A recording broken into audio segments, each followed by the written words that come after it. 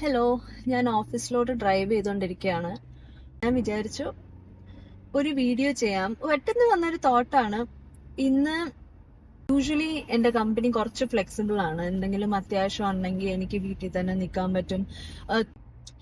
ചില ദിവസങ്ങളിൽ അവർ പറയും you have to be here in person.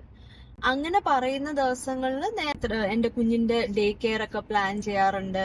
അവർക്ക് അന്നത്തെ ദിവസങ്ങളിൽ എന്തൊക്കെയാണ് എടുത്തു വെക്കാനുള്ളത്, ഡേ കെയറിനുള്ള ലഞ്ച് ആയാലും സ്നാക്സ് ആയാലും ഡേ കെയറിന്റെ കെയർ ടേക്കറിനോട് പറയാറുണ്ട് ഓഫീസിൽ പോകുന്ന ദിവസമാണെന്ന്.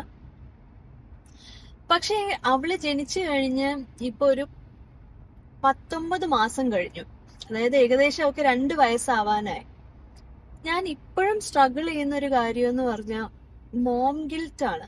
ഇത് പണ്ടൊക്കെ ഞാൻ വായിക്കുമ്പോ ഭയങ്കരമായിട്ട് ഞാൻ വിചാരിച്ചിരുന്നു, ഫസ്റ്റ് വേൾഡ് പ്രോബ്ലംസ്, എത്രയോ സ്ത്രീകൾ ഇത് ചെയ്യുന്നു, ഇവരൊക്കെ ഈ അമേരിക്കയിൽ മാത്രമുള്ള പ്രശ്നമാണെന്ന് തോന്നുന്നു. അല്ലെങ്കിൽ ഇപ്പൊ നമ്മളുടെ കണ്ടീഷനിങ്ങിന്റെ ഭാഗമായിട്ട് നമുക്ക് തോന്നില്ലേ, എന്താണ് ഇത് ഇൻസ്റ്റാഗ്രാം ഒക്കെ വന്ന് തുടങ്ങി പുതിയ ട്രെൻഡ് വന്നതാന്നൊക്കെ. ഇതുപോലെ തന്നെ എൻ്റെ ഒരു വലിയ തെറ്റിദ്ധാരണയായിരുന്നു പോസ്റ്റ്മോർട്ടത്തിനെ പറ്റി.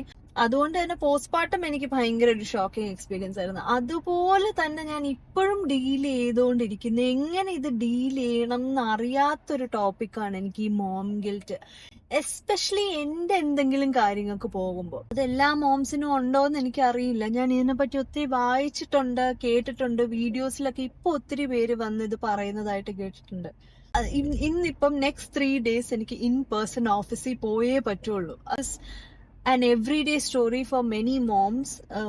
ഇവിടെ യു എസിൽ മാത്രമല്ല, നാട്ടിലാണെങ്കിലും വേറെ ഏത് കൺട്രിയിലാണെങ്കിലും I think every mom, working mom understands this. പക്ഷെ നിങ്ങൾ ഇത് ഡീൽ ചെയ്യുന്നത് എങ്ങനെയാണ്?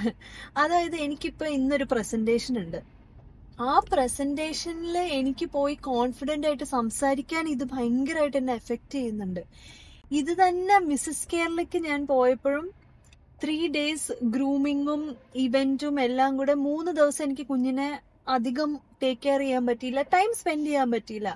ഒരു ബുദ്ധിമുട്ടും ഒക്കെ വന്നില്ല. അവള് സത്യം പറഞ്ഞ എന്നെ അന്വേഷിച്ചു പോലും കാണില്ല. ചിലപ്പം രാത്രി കിടക്കുമ്പോൾ വല്ലതും അന്വേഷിക്കുന്നല്ലാതെ ചിലപ്പോ അവള് ചോദിച്ചു പോലും കാണില്ല. എന്നാലും നമ്മളുടെ ഉള്ളിൽ ഇത് ഭയങ്കരമായിട്ട് ഇത് കിടന്ന് നമ്മളെ അലട്ടിക്കൊണ്ടിരിക്കും.